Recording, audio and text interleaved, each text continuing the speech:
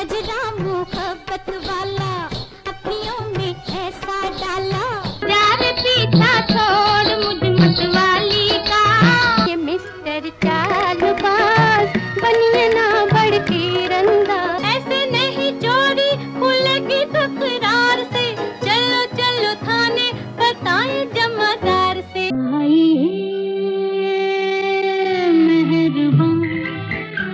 मेरा नाम चिन चिन चू बाबा चिन चिन चू। लूटा चैन करार, कभी यार कभी पार लगाती है नजर।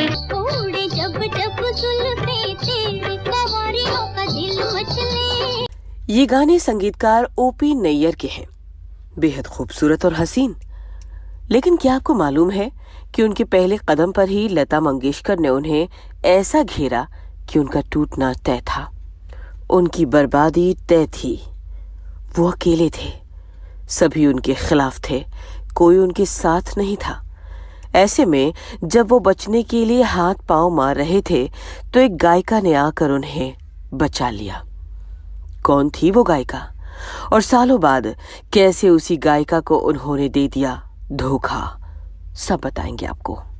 आप बस कीजिए थोड़ा इंतजार और देखते रहिए यादों की झरोखे से।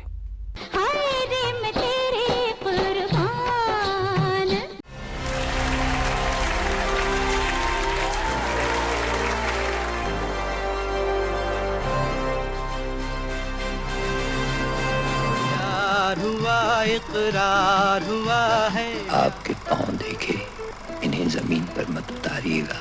छजी में हारी चलो मान जाओ ना। डाउन का इंतजार तो 11 मुल्कों की पुलिस गाता चल ओ साथी गुनगुनाता चल। नमस्कार, इस एपिसोड में हम बात करेंगे संगीतकार ओपी नैयर की और गायिका शमशाद बेगम की। दोस्तों, ओपी नैयर एक बेहद टैलेंटेड और कामयाब म्यूजिक डायरेक्टर थे, लेकिन ओपी नैयर एक ऐसे शख्स भी थे जिनसे कई कहानियां जुड़ी हुई हैं। इन कहानियों में संगीत के स्वर हैं, इश्क है, मोहब्बत है, धोखा है, फरेब है। ऐसी ही एक कहानी हम आपको सुनाने जा रहे हैं। इस कहानी में संगीतकार ओपी नैयर हैं, स्वर कोकिला लता मंगेशकर हैं, गायिका शमशाद बेगम है और खुद वक्त है, जिसकी बिछाई बिसात पर फनकार एक दूसरे के खिलाफ चाले चल रहे थे। ये कहानी है 1954 के आसपास की। कहानी शुरू करें उससे पहले थोड़ा सा बैकग्राउंड, ताकि कहानी समझने में आसानी हो। और बैकग्राउंड बस इतना कि 1952 में आई ओपी नैयर की पहली फिल्म आसमान के बाद लता मंगेशकर और ओपी नैयर के बीच जंग का ऐलान हो चुका था। अब आते हैं कहानी पर। दोस्तों, 1954 में आई फिल्म आर पार के बाद संगीतकार ओपी नैयर रातों रात मशहूर हो गए थे। आर पार में ओपी नैयर ने शमशाद बेगम, गीता दत्त और आशा भोसले से गाने गवाए थे। आप जरा आर पार के कुछ हिट गाने सुनिए। कभी यार कभी पार न न न न न न तोबा तोबा। मैं न प्यार करूंगी, मैं न प्यार करूंगी कभी किसी से, तोबा रे बलम तोबा तोबा। संगीतकार ओपी नैयर के इन गानों ने सबसे ज्यादा परेशान किया था संगीतकार रोशन और मदन मोहन को। उस वक्त तक हिंदी सिनेमा संगीत में अपना दबदबा बनाए रखने वाले संगीतकार सी रामचंद्र ने तब संगीतकार रोशन और मदन मोहन से कहा था कि वो चिंता ना करें, ओपी नैयर के ये गाने उनका कुछ नहीं बिगाड़ पाएंगे। लेकिन दोस्तों, ऐसा हुआ नहीं। ओपी नैयर के आर पार के इन गानों की गाज गिरी, और ये गाज गिरी संगीतकार रोशन पर। दरअसल रोशन उस वक्त के अमरनाथ की फिल्म महबूबा में संगीत दे रहे थे, लेकिन ओपी नैयर के रातों रात मशहूर हो जाने के बाद रोशन को महबूबा से हटा दिया गया और मुंह मांगी फीस पर इसकी जिम्मेदारी दे दी गई संगीतकार ओपी नैयर को। संगीतकार रोशन तब तक फिल्म महबूबा के 4 गाने तैयार कर चुके थे। इन सभी गानों को गाया था लता मंगेशकर ने। जब लता मंगेशकर को ये बात पता चली तो उनके क्रोध का ठिकाना नहीं रहा। उस समय रोशन उनके पसंदीदा संगीतकार हुआ करते थे और लता मंगेशकर को ये बर्दाश्त नहीं हुआ कि उनके 4 गानों के संगीतकार रोशन को कोई फिल्म से हटा दे। कहा जाता है कि इस घटना से नाराज लता मंगेशकर संगीतकार अनिल विश्वास और इंडस्ट्री के कुछ और बड़े संगीतकारों को साथ लेकर संगीतकार ओपी नैयर के पास गई और उनसे कहा कि वो फिल्म महबूबा से हट जाए और संगीतकार रोशन को फिल्म के बाकी बचे गानों को पूरा करने दे। कहा जाता है कि संगीतकार ओपी नैयर ने कहा कि वो महबूबा में संगीत देने के लिए खुद नहीं गए, बल्कि उन्हें इसके लिए बुलाया गया। इसके लिए उन्हें साइनिंग अमाउंट दी गई है। उन्होंने लता मंगेशकर के साथ आए संगीतकार अनिल विश्वास और रोशन के दूसरे दोस्तों से कहा कि अगर आप सभी चाहते हैं कि मैं इस फिल्म से हट जाऊं तो मुझे वो पैसे दे दें जो मुझे इस फिल्म के लिए मिले हैं।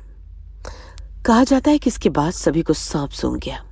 लता मंगेशकर के साथ आए संगीतकारों में से कोई भी ओपी नैयर की बात मानने को तैयार नहीं था।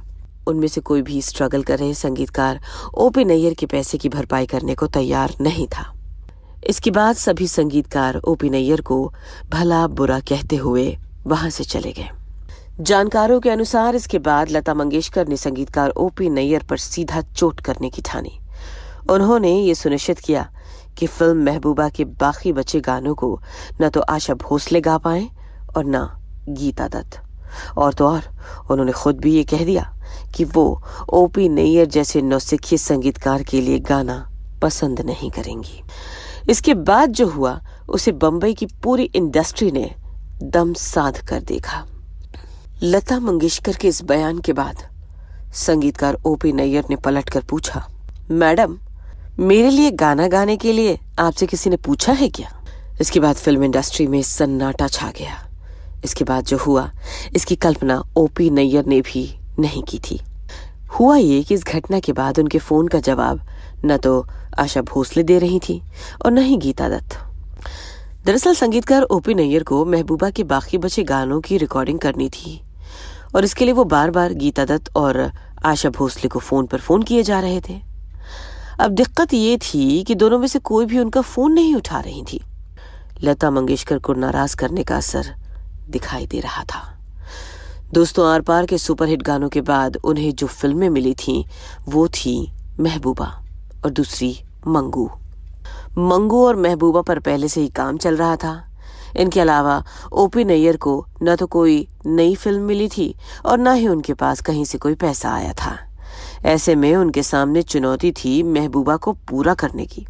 लेकिन मुश्किल ये थी कि न तो आशा भोसले फोन उठा रही थी और न गीता दत्त।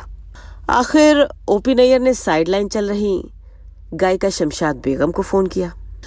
जानकारों का मानना है कि ओपी नैयर के फोन का संदेश साफ था और वो ये था कि लता मंगेशकर बेहद ताकतवर हैं और अगर शमशाद बेगम ने तुरंत उनका साथ नहीं दिया तो वो खत्म कर दिए जाएंगे।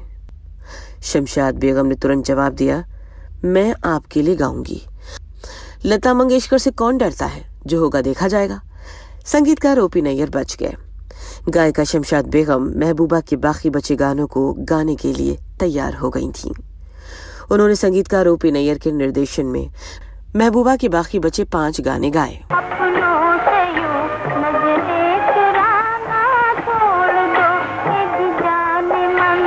पर्दे पर नलिनी जयवंत थी और पर्दे के पीछे थी शमशाद बेगम। इन गानों में से 2 में शमशाद बेगम के साथ थे मोहम्मद रफी। आंख बचाना घड़ी घड़ी फिर दिल में आना, हाय रे तेरा जवाब नहीं। इन गानों को लिखा था मजरूह सुल्तानपुरी ने। लता मंगेशकर ओपी नैयर का कुछ बिगाड़ नहीं पाई। फिल्मों में उनसे कुछ साल सीनियर शमशाद बेगम ने लता मंगेशकर के हमले को नाकाम कर दिया और संगीतकार ओपी नैयर को बचा ले गई। कुछ दिनों के बाद आशा भोसले और गीता दत्त भी ओपी नैयर के साथ आ गईं और फिर संगीतकार ओपी नैयर ने आशा भोसले, शमशाद बेगम और गीता दत्त को लेकर इस दुनिया को एक से बढ़कर एक गाने दिए। रात चांदनी में और तू, hello mister how do you do, मेरा नाम चिंग चिंग चू। इस घटना के बाद उम्मीद थी कि संगीतकार ओपी नैयर शमशाद बेगम को तवज्जो देंगे, लेकिन ऐसा हुआ नहीं। इस घटना के बाद वो ज्यादा चूजी हो गए। चूंकि संगीतकार ओपी नैयर के निशाने पर लता मंगेशकर थी, इसीलिए महबूबा के बाद उन्होंने आशा भोसले को ज्यादा मौका दिया। बल्कि महबूबा के बाद उन्होंने ऐलान कर दिया, बस देखते जाओ 5 साल के भीतर मैं कैसे आशा भोसले को लता मंगेशकर के बराबर खड़ा कर दूंगा। इस बयान पर गायिका गीता दत्त को भी ताज्जुब हुआ, क्योंकि गीता दत्त ने ही संगीतकार ओपी नैयर को वो ऊंचाई दी थी जहां पहुंचकर वो ऐलान पे ऐलान किए जा रहे थे। जानकारों का मानना है कि इस दौरान संगीतकार ओपी नैयर ने गीता दत्त और शमशाद बेगम से गाने गवाए, लेकिन उनका लक्ष्य था आशा भोसले के जरिए लता मंगेशकर को निशाने पर लेना। खैर, कहानी केंद्रित है शमशाद बेगम पर। उस गांव पे स्वर्ग भी सजके जहां मेरा यार बसता। तो हुआ ये कि 1957 में आशा भोसले और मोहम्मद रफी के गानों के दम पर फिल्म नया दौर के लिए फिल्म फेयर का अवार्ड जीतने के बाद उन्होंने गीता दत्त और शमशाद बेगम दोनों को धोखा दे दिया। उन्होंने शमशाद बेगम को गाने का मौका नहीं दिया जितना दिया जाना चाहिए था। गीता दत्त तो अपने जीवन के सबसे बुरे दिनों में भी ओपी नैयर के फोन का इंतजार करती रही, लेकिन ओपी नैयर ने उन्हें कभी गाने के लिए नहीं बुलाया। कहा जाता है कई सालों बाद संगीतकार ओपी नैयर ने अपनी गलती मानी। उन्होंने माना कि गायिका शमशाद बेगम ने उनकी गाढ़े वक्त में मदद की थी। उस वक्त उनका साथ दिया था जब वो टूट रहे थे। उस वक्त उनके साथ खड़ी हो गई थी जब लता मंगेशकर और इंडस्ट्री के सारे संगीतकार उनके खिलाफ हो गए थे। ओपी नैयर ने तब कहा था, मुझसे बड़ी भारी भूल हो गई थी। लूटा चैन करार, कभी हार कभी पार। इस एपिसोड में आज बस इतना ही। अगले एपिसोड में आपसे फिर होगी मुलाकात। अगर अब तक आपने इस चैनल को सब्सक्राइब नहीं किया तो आप जरूर कर लें। फिलहाल हमें दीजिए इजाजत। नमस्कार।